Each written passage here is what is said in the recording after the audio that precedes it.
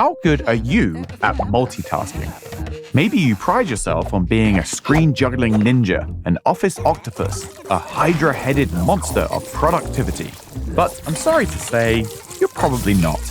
While the pace of modern life has made multitasking feel less like a superpower than a basic survival skill, in reality, the whole idea we should, or even can, do several things at once is a myth. And understanding why could be the key not only to greater productivity, but also a healthier life.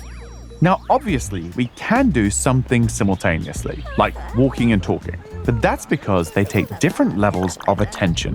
You see, broadly speaking, we can only focus on one thing at a time. But if a task is simple enough, then with practice, it takes less and less focus, until it essentially runs on autopilot. When we're toddlers, walking requires total concentration, but over time, it becomes automatic, freeing up our focus for something more complex. So when we talk about multitasking, we really mean doing multiple attention-hungry tasks at once, like finishing science homework in maths class or answering emails during a video call.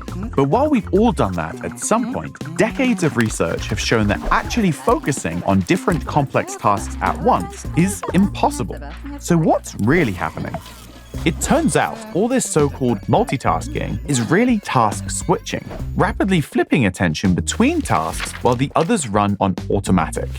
The trouble is, while our autopilot is fine for repetitive actions like putting one foot in front of the other, its capacity for anything complex is pretty limited.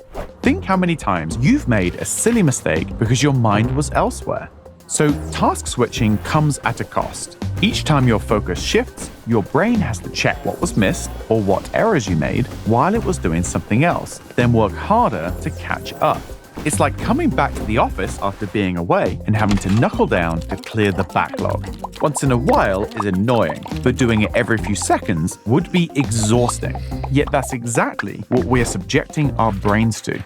The upshot is that those jobs you hope to do in half the time wind up taking longer, with worse results. So if multitasking isn't a genuine productivity hack, what should we be doing instead? The obvious answer is monotasking, deliberately focusing on one thing at a time. Seems basic, but when we're being pulled in 100 directions, it actually takes more effort than multitasking. Still, the rewards are worth it, and fortunately, there are lots of techniques to make it easier. Firstly, start batching your tasks. So instead of doing admin and project work all the time, designate time slots for replying to messages and ignore them when doing your real work. Second, silence notifications, use focus modes, leave your phone next door, anything to reduce the temptation to multitask. And third, try the Pomodoro method. Divide each half hour into 25 minutes of strict monotasking, followed by 5 minutes to let your mind relax and wander. You'll soon find, one by one, gets more things done. Remember, though, that monotasking is about focusing on one thing, not necessarily only doing one thing. Sometimes letting something else run on autopilot can really help.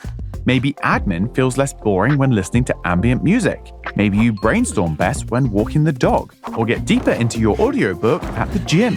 The key is understanding how your attention works and using that to your advantage. So rather than hopelessly trying to push through your limitations, you're working strategically within them and achieving more as a result. That said, our multitasking habits go way beyond work. Nobody posts on Instagram while watching TV in the name of productivity. More likely, this double screening is evidence that splitting our attention on a regular basis can turn it from something we do on purpose to something we just do. Now, obviously, people are free to spend their time however they like. But although the long-term effects are still being studied, the early signs aren't encouraging. Heavy media multitaskers, the serial scrollers among us, score worse on attention and memory tests. And some research shows the brain region responsible for controlling attention is smaller in people who multitask most. The science isn't settled yet, but the risk is that habitual switching makes it harder to sustain attention when it matters. That's important because in the 21st century, the intense competition for our attention has turned it into a valuable currency. But rather than helping us invest it wisely, the myth of multitasking tricks us into squandering it by telling us we can spend it everywhere at once. Understanding why we can't could teach us something about the future, though. That as the world gets busier and demands on our time and brain power become more urgent, the real question isn't how good we are at multitasking, but instead how well we can tune out the noise and identify what truly deserves our attention.